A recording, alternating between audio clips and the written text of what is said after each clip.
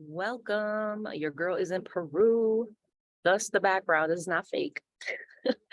This is my grandparents' land with my mom, my cousin, and we had this last night, but it was not possible to get down. But it's okay because today is Valentine's Day. So you can do this from wherever you are. So what we're going to do now is just grab your journal, a glass of water, your favorite pen, something that helps you feel grounded, and we're just going to get into it. Um, what we're going to do first is break down what is self-love. Like, what does that encompass? What do you have to consider before really feeling like you got a hold on that? And then two, there's some journal prompts in there. And then three, you're going to write a love letter to yourself. That's right. On some Valentine's Day-ish. So give you a second to get ready. We'll get into it. So what is self-love? Okay. Self-love is more than just wearing nice attire and applying bouts of expensive makeup and then claiming that you love yourself. Self-love is an umbrella term for which different acts of love we perform toward physically and non-physically. There are many well-groomed people that I know who have no clue what it means to love themselves. To love yourself is an act of selfishness. It is an act of kindness toward others. When you love yourself, others don't have to deal with your unresolved problems. This is not my definition. This is from a 2019 Psychology Today article on self-love.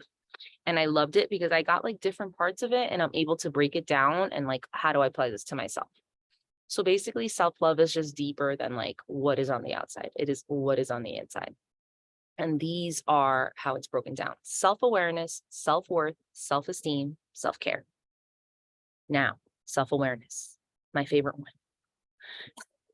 Self-awareness is being aware of your thought processes, your thoughts, and how they affect your emotions and how emotions cause you to act. So you know how someone will say, like, I need to be with someone that's self-aware. Like, I need to be with someone that knows their lightness and their darkness, that understands their strengths and their weaknesses, that understands what they need in order to be as emotionally intelligent as possible. So I put here, AKA, you cannot love what you do not know. And the self-awareness is like the self-knowledge almost of like you. And a lot of people don't take the time to get to know themselves because we're not really conditioned to do that. I think it's just women of color, we're conditioned to do for others. And that's how our value is brought up. Seeing as us being selfish or taking care of ourselves can sometimes be seen as like an act of selfishness in like a negative way. So I just put that down. You cannot love what you do not know. So if you are feeling like, how can I be self-aware? It could be a question of like, you have to take the time to step away to get to know yourself a little bit more. So I put some prompts here and you can take your time and look at this later, but like, are you aware of your thoughts that make you feel angry? Where are they coming from and why are they there? Why do they cause you to act the way you do? So these to me have been like the most important questions because I think we feel bad when we feel angry because we think that that says something about us. But anger is just your body's way of telling you that something is going on, that you're being violated in some way, and it is not okay. So take it as like sacred anger, take it as an indicator, like a messenger. And like, where are they coming from? Like sometimes when you just take the time to see where something is coming from, it has less power over like in the future. It's just what I've seen from my own experience. And why do they cause you to act the way you do? So some people might get like really angry and then feel bad about feeling angry and they go off on their own. Some people might lash out. Some people might, there's just many different kinds of reactions for this. And all are okay. I feel like as long as you don't hurt yourself or anyone else, like go with the flow. So that's self-awareness. Next is self-worth. Okay. This is my favorite. No, self-awareness is my favorite. Okay, doesn't matter. Self-worth. Let's break it down. There's never a day that you are not worthy. I repeat, there's never a day that you are not worthy. Self-worth is not determined by anything. You don't have to do anything to be worth it. You just are. Know that and understand that. Your strengths, talents, and kind acts toward other people are just an expression of your self-worth.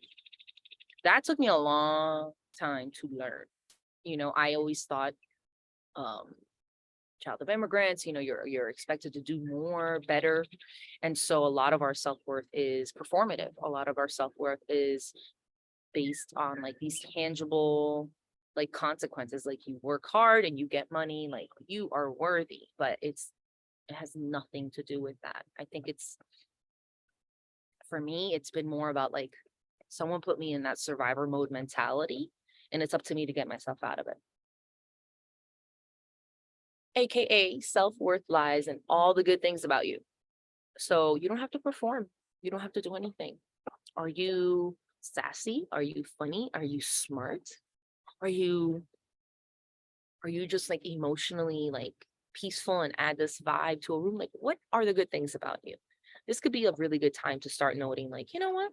I love this about myself, just for later on for a love letter. So here's some prompts. What do you love about yourself, even if others have an issue with it? I repeat, what do you love about yourself, even if others have an issue with it? So I'll give you an example. Mine was laughing really loudly. I'm a loud laugher. I love it. Give me a joke, I'll laugh. But there are certain family members that have an issue with it because they think that it's too masculine, too powerful, I assume, too much. And it's not that I'm too much. It's just that I'm too much for you. And that's not a problem for me. That's like a problem between you and you. That's the way I always say it. Also, something else to think about. What do you love to do when you are all alone? What lights you up from the inside? And I'm talking about all alone, like when no one is there, you have no obligations to nobody. What do? Do you close the doors and dance by yourself? Do you whip out all of that art? Do you finally like set aside the time to, curl up with a book and some tea and like a snack you've been dying to have? Like, what is it? That's going to say a lot about your self-worth and how you express yourself and how you like to live your life. Self-esteem. Now, this was interesting because self-esteem deals with three factors: how we were loved as children, the accomplishments of the people in our age group, and how well we've accomplished compared to our childhood caregivers. Self-esteem has everything to do with being content and comfortable with who you are, where you are, and what you have. I, for one, until I didn't read this article, I had no idea that it encompassed so much. I thought self-esteem was that you feel good about yourself. And how do you get there? I didn't realize that it had so much to do with how you were loved as a child. Of course, that makes sense now. The accomplishments and how you have in comparison to others, so it's very deep, but it's very necessary. And I think the most interesting part of all of this was that self-esteem results from self-worth. If you want self-esteem, you have to improve your self-worth. So it's basically like a consequence. Like once you start working on your self-worth, your self-esteem will just pop in naturally. I thought that was really cool because I think it's one of the reasons why I never thought so much about self-esteem. I focused on self-worth. The self-esteem came naturally after that. Now, something that I think it's more widely known now than before, but self-care. This is the fourth one. And it goes like this. Self-care is all the acts we do to keep ourselves healthy, like taking a bath, eating a balanced diet, staying hydrated, and doing the things that we love. Self-care can also take form of watching what you consume, like the music you listen to, the things you watch, and the people you spend time with. I mean, I've heard of many different definitions of self-care, but this was very well balanced. It didn't just include the things that you do for yourself, it included what you bring into your life, whether it's things or people. That to me is key right there. My whole game changed when I stopped watching TV. That's like 7, 8 years now and counting, maybe 10. I don't know. It's been a while. Like I cut the cord a long time ago. I stopped watching commercials. I stopped watching TV news, which was really hard for me because I worked at TV news, but it was way too much stimulation for me. So I reduced it. And now I get my news from the radio and newsletters. And occasionally, obviously, I'll get what I need to get on social media, like via pop culture and like breaking news. But from someone who used to help make the news, who has stepped away from the news, I tell you, you do not need to know everything.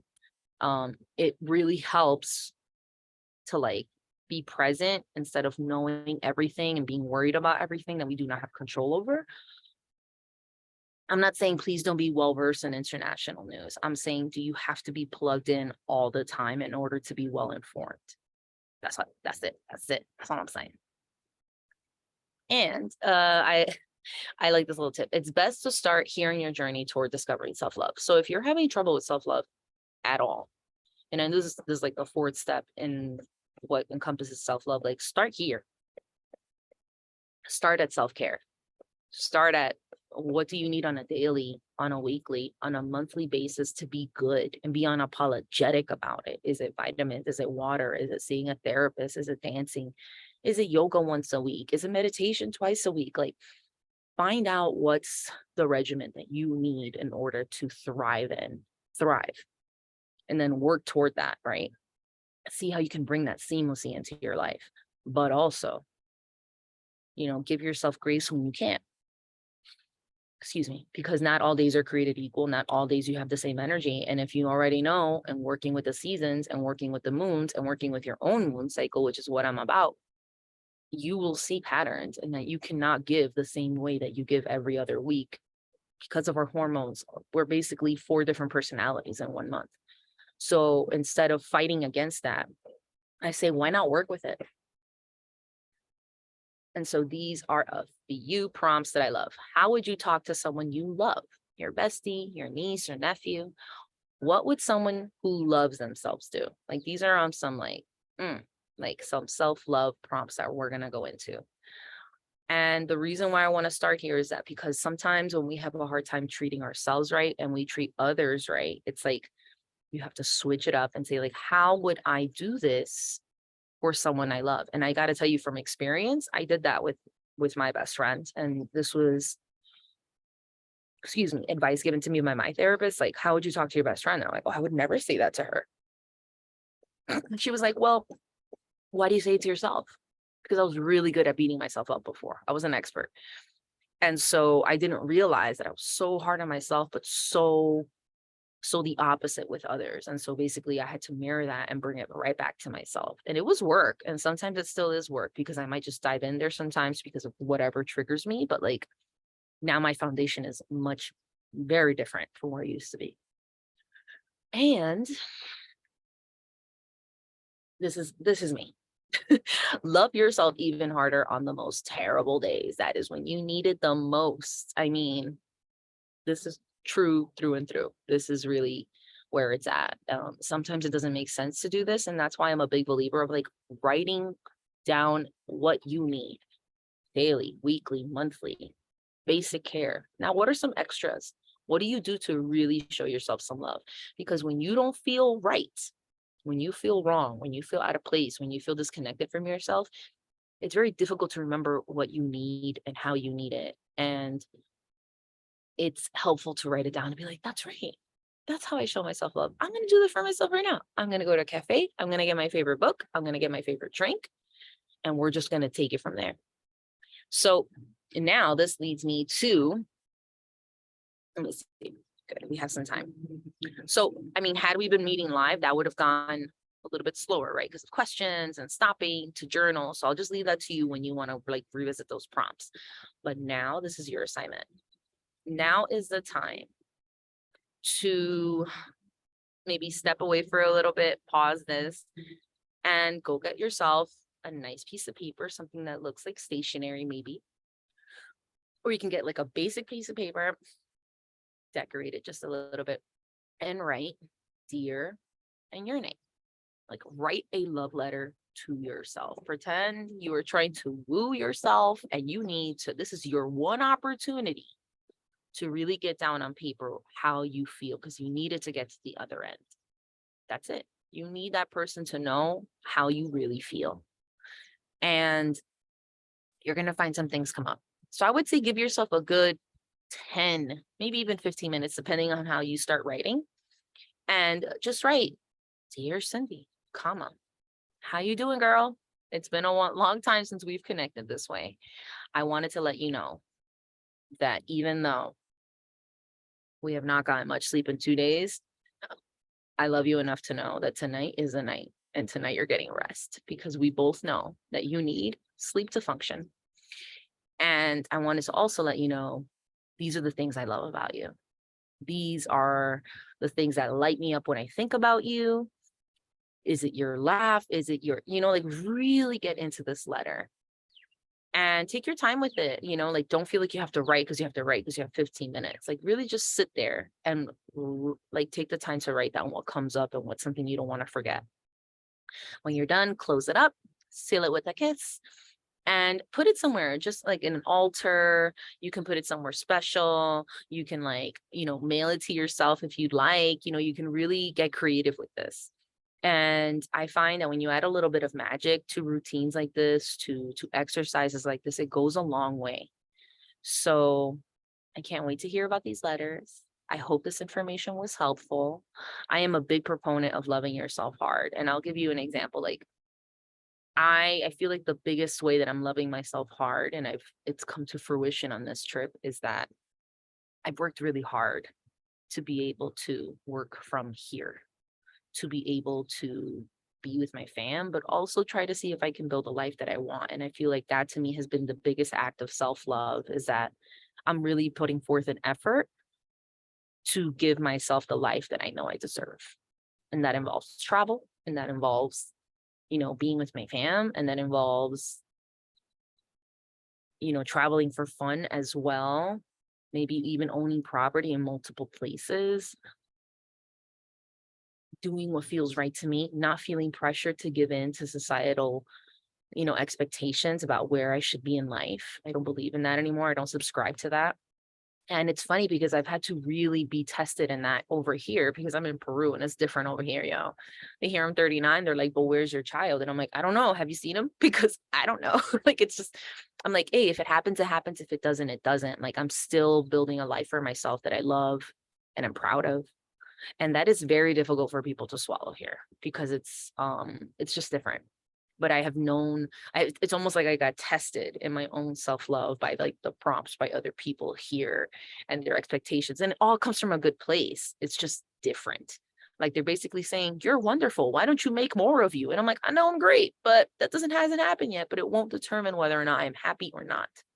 So just to give you an example, like I take these pressures now with grace, and I see it as like a teaching moment, or like a time to like, let's have an interesting conversation about this. And like, I'm literally this neutral and this calm, because that's how assured I feel about the decisions that I made for myself. So not to say that it hasn't gotten messy up in here and it didn't take work to get here. It did, but it's different now. It's very different. And I feel like I'm just getting better with age.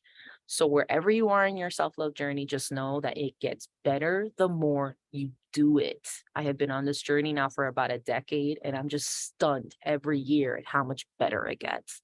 I feel like I'm aging like fine wine over here. All right, for real. So with that said, please take the time and let me know how your letters go. I really, really, if you feel compelled to share in the members chat, I would love that. If you feel like you want to share it, even just like via voice memo on our members group chat, please do so. And if you're not in the members group chat yet, please send me your number and I'll add you immediately. When you register, I don't get your cell phone number. So that is a separate to do. But that is just me right now. I am sending y'all love. Check out the background. All right. All right. What's happening here? What's happening here? I'm about to go run around barefoot around here.